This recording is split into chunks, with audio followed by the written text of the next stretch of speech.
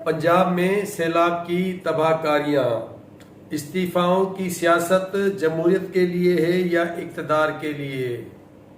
इमरान खान आज मुल्क की सियासत पर हावी नजर आते हैं। आज इस पर बात होगी।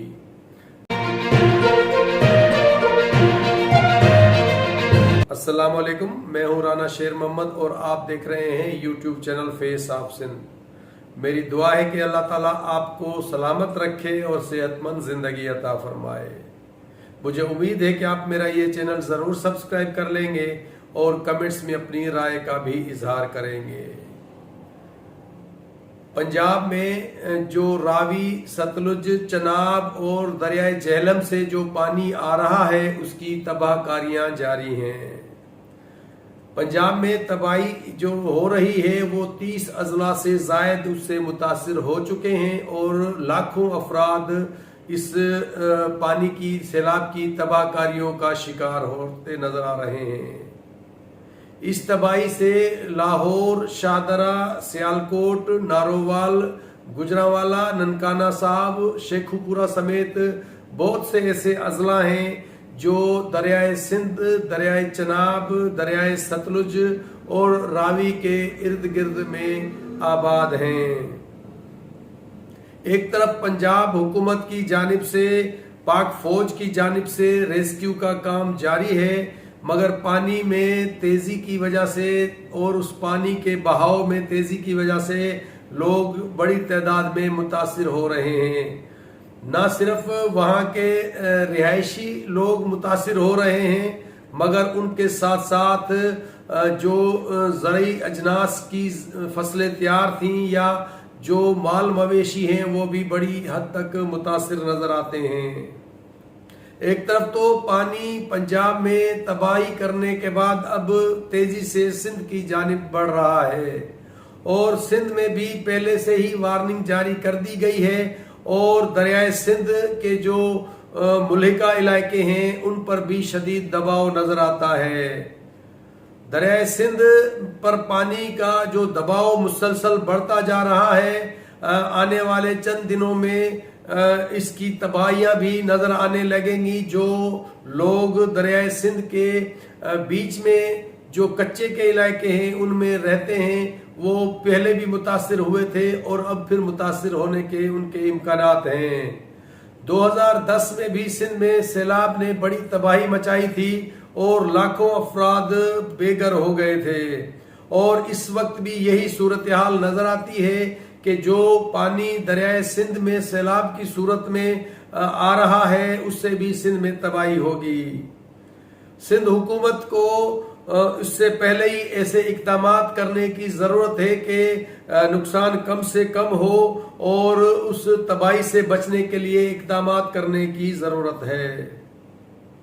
सिंध में 2011 और 2022 की जो बरसातें हुई थी और उन बरसातों की तबाहकारियों से आज तक यहाँ के बासी नहीं संभल सके और एक बार फिर सिंध के लोग दरिया सिंध में आने वाले इस सैलाब से परेशान नजर आते हैं।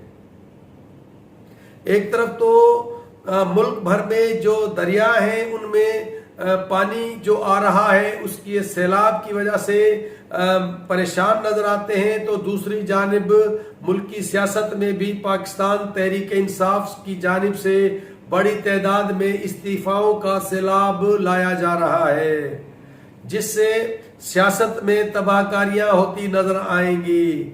इस्तीफा की सियासत से जमहूरियत मजबूत होगी या नहीं इसका तो पता उन सब लोगों को है जो सियासत पर गहरी नजर रखते हैं, मगर इस्तीफा देने से स्पेस खाली होता है और उस स्पेस को भरने के लिए जो कमजोर सियासी पार्टियां हैं उनको जगह मिल जाती है। इस तरह के मिसालें कराची में MQM ने कई बार दी हैं कि उन्होंने बाइकाट किया और असेंबलियों से जब इलेक्शन का वक्त आया तो उन्होंने बाइकाट किया और उस बाइकाट के नतीजे में जो कौमी असेंबली की सीट जो लाखों वोट लेकर लोग असेंबली में पहुंचते थे तो जो सियासी मुखालिफ पार्टियां थी उनके चंद हजार वोट लेकर ही लोग असेंबलियों में पहुंच गए थे। और यही सूरत हाल अब मुल्क भर की सियासत में नजर आती है।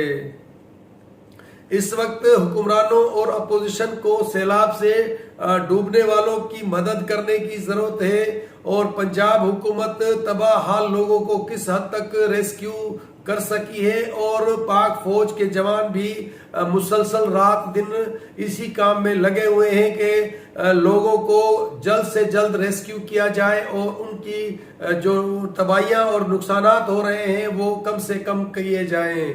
मगर अपोजिशन की जो सियासत है वो बस इमरान खान तक ही महदूद नजर आ रही है। इस वक्त मुल्क भर की सियासत इमरान खान के गिर्द घूम रही है और सियासत का महवर अब इमरान खान ही नजर आते हैं कि हर सियासी जमायत जो इस वक्त मुल्क में मौजूद है और यहाँ के जो बासी हैं वो सब के सब इमरान खान की तरफ देख रहे हैं, जिसकी जो जिम्मेवारी है वो यही है कि वो जमहूरियत की मजबूती के लिए कोशिश करें, ना कि जमहूरियत के नुकसान के लिए। और एक बात जो मुआफ़ी की जा रही है कि 9 मई की मुआफ़ी जो है वो पीटीआई के लोग मांग कर आगे बढ़ सकते हैं, मगर इमरान खान की बहन अलीमा खान ने गुज़िश्ता रोज मीडिया से बात करते हुए कहा कि इमरान खान कहता है कि माफ़ी मुझसे मांगी जाए, न कि हम किसी से माफ़ी मांगे। अब इमरान खान को कोई ये बताए कि क्या आपने 9 मई से पहले की गई ज्यादतियों पर माफी मांगी है, जो उन्होंने शाहिद खाकान अब्बासी, मिफ्ता इस्माइल, राना सनाउल्लाह समेत बहुत से लातादाद सियासी मुखालफिन को कैद बंद की सऊबतें बर्दाश्त करने के लिए जेल में रखा। क्या उन बेगुनाह लोगों से आज तक इमरान खान ने माफी मांगी है? तो अब इमरान खान को भी जो अपने आप से वो माफी मंगवाना चाहते हैं कि मुझसे ज्यादती की गई है, तो क्या जिन लोगों से उन्होंने माजी में ज्यादती की है उनसे माफी मांग ली है?